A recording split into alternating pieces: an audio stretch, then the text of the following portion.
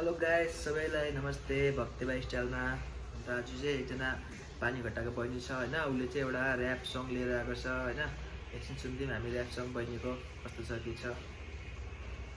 टुङ्गो फेदमा या गर्छ आफूले आफूलाई टप र्यापर भन्छ। 40 वर्ष पुगिसक्यो काम के छैन, गोजीमा छाम्यो एक पैसा छैन। फुटेको चस्मा घाँटीभरि माला नौदैन कहिले मोटो भयो छाला। गेरुवा हाफ प्यान्ट कत्रेको गाला यो काका भविष्यमा के गरी खाला।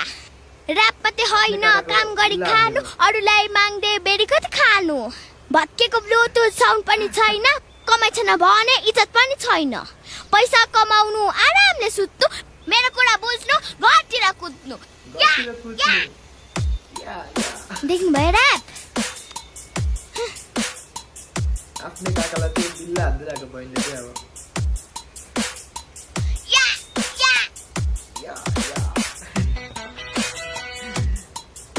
राम्रो र्याप गर्यो। बहिनीको र्याप चाहिँ मलाई चाहिँ मन पर्यो। तपाईहरुलाई कस्तो लाग्यो गाइस कमेन्ट गरेर भनिदिनु होला।